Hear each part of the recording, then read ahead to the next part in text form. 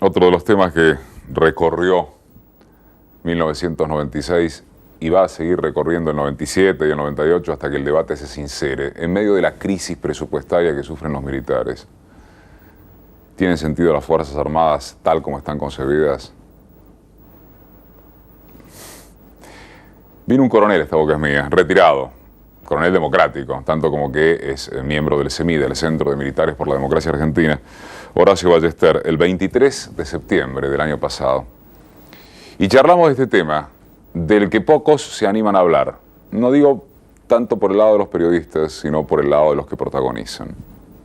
¿Tiene sentido, con cuarteles convertidos en shoppings? ¿Tiene sentido con el desguace que han sufrido las Fuerzas Armadas, seguir hablando de Fuerzas Armadas? ¿O hay que pensar en otra cosa?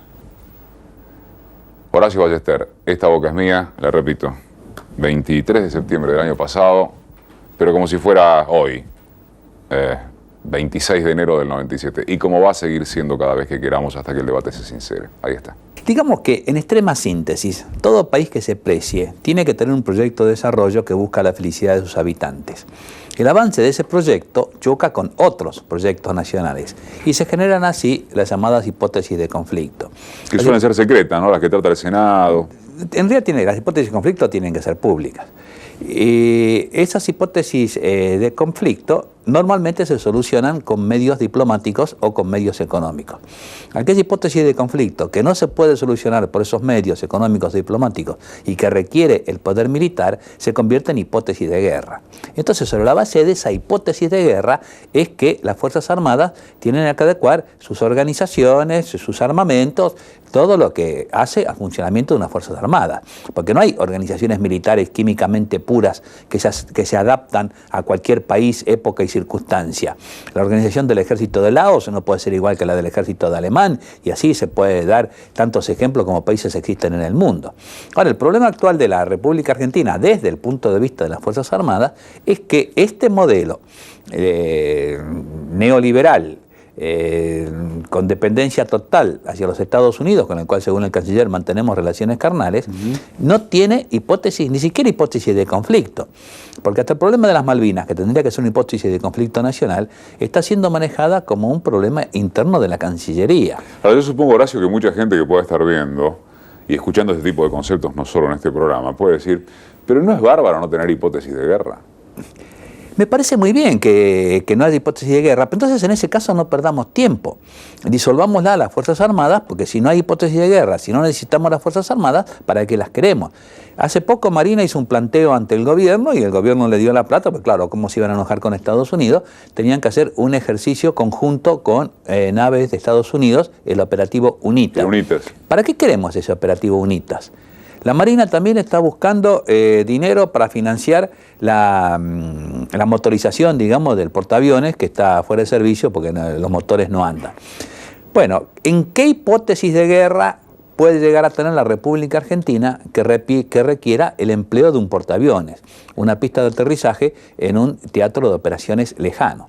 Entonces, al no existir esa hipótesis de conflicto, se generan todos estos problemas de las Fuerzas Armadas. No tienen enemigo. Desde el momento que cayó el muro de Berlín, el bloque oriental, todo... Y por tanto el fantasma comunista. Toda la estructura militar se había armado sobre la base de que el enemigo era el movimiento comunista internacional. Pero ahora no existe más. Entonces, incluso hace poco tiempo, ahora a fines de año pasado, o un año y medio, hubo una reunión de ministros de defensa de las Américas en Estados Unidos. Y el título que salió precisamente en Clarín, el diario que se acaba de nombrar acá, dice América en búsqueda de un enemigo. El enemigo no se lo busca, el enemigo se lo tiene. El enemigo existe, yo no puedo estar inventando un enemigo.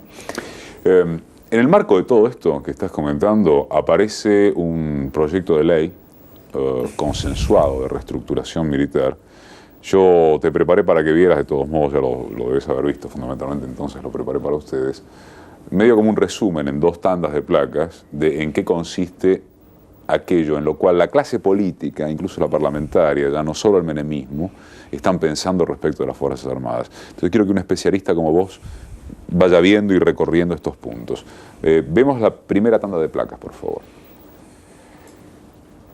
La reestructuración militar, repito, esto es el estado en que está el proyecto de ley en el Parlamento. Se tomará en cuenta el probable desarrollo de un sistema defensivo del Mercosur. El territorio nacional quedará dividido en áreas estratégicas dotadas de un comando de carácter conjunto. Y las Fuerzas Armadas deberán compartir sus instalaciones. ¿Esto es bueno, es malo? Yo, perdona que me sonría, ¿no? Pero la segunda parte es buena.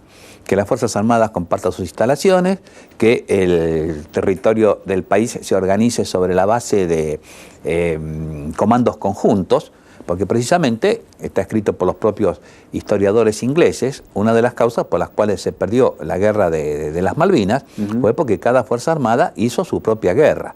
Los comandos conjuntos no existieron, cada cual se realizó el 33% de guerra, como se habían repartido el 33% del presupuesto, el 33% de las gobernaciones, el 33% de... Digamos que en criollo básico la Fuerza Aérea hacía lo que se le cantaba, la Marina otro tanto y el Ejército otro. Sí, sí, efectivamente. Ahora, ahí el primer párrafo dice, vamos a defender al Mercosur.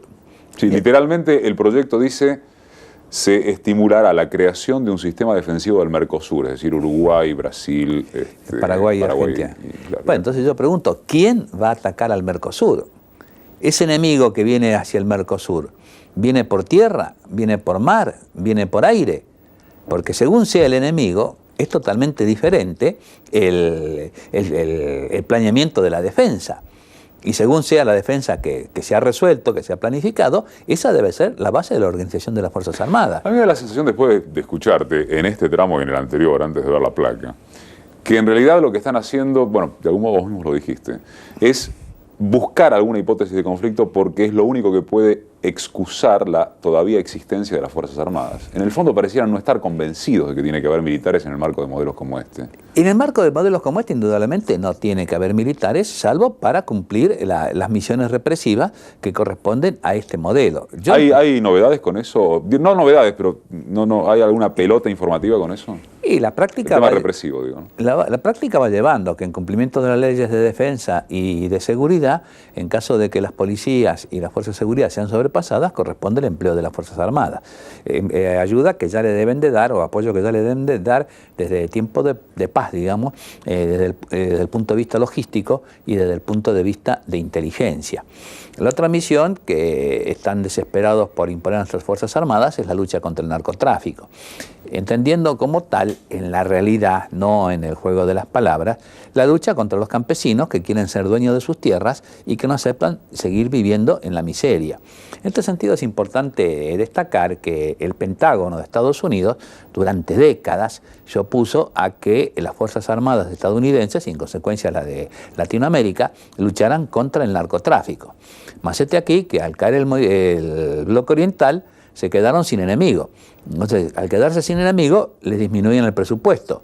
Y entonces, ante la desesperación, porque les disminuían el presupuesto, dijeron, vamos a luchar contra el narcotráfico. Lo que pasa es que hay mucha necesidad de plata y de mucha gente que se lleva plata con todo lo que es el complejo industrial militar, claro, ¿no? Este es el otro punto. Y por último, lo que queda es la represión a los países del tercer mundo que no quieren aceptar el nuevo orden mundial. Casualmente también en estos días el Congreso de Estados Unidos está tratando un proyecto de ley donde se pone a disposición de nuestros países aproximadamente $200 millones en armamento moderno, armamento sofisticado, para que lo compremos. ¿Y para qué lo queremos ese armamento? Para ir a pelear a Irak, para ir a pelear a Haití, a Colombia posiblemente. El próximo objetivo sea Colombia, con el avance de la guerrilla. Preparé una segunda tanda de novedades respecto del proyecto de ley que hay en el Parlamento y que tiene que ver con la parte educativa. Esto suena bien, pero bueno, también que opine Ballester, que es el que sabe del tema. También lo vemos, o lo pasamos a ver. Los sistemas educativos de los militares deberán adaptarse a la estructura educativa nacional. Esto figura a la cabeza de lo que en el acápite de educación militar contiene el proyecto de ley. A partir del 7º año de la nueva ley, esto que se entienda bien, tiene que sancionarse la ley, reglamentarse y pasar 7 años. Para ascender a suboficial superior será necesario el título secundario. Y para ser oficial superior será obligatorio tener formación universitaria. Esto en principio suena bárbaro, la duda que me queda es si también tiene sentido en un marco donde lo que debe tener sentido es discutir si los militares o no tienen razón de ser en este modelo. ¿A vos qué te sugiere? No, toda la parte ejecutiva de la ley esa, de ese proyecto de ley, todo lo que yo he tomado conocimiento, incluso la unificación de los centros de reclutamiento, yo no conozco más que lo que ha salido en los periódicos, ¿no? La unificación de los centros de reclutamiento, la unificación de las compras. Por ejemplo, los fusiles son todos los mismos, estén arriba de un barco, estén defendiendo una base aérea o estén utilizados por la infantería del ejército. De manera que no tenemos por qué salir a hacernos competencia entre las Fuerzas Armadas para comprar fusiles, cosas más íntimas, los calzoncillos, los corpiños, ahora que están las mujeres en las Fuerzas Armadas. No va a haber una marca en cada una de las fuerzas, ni van a salir a hacerse competencia unas con otras. Todo eso tiene que unificarse.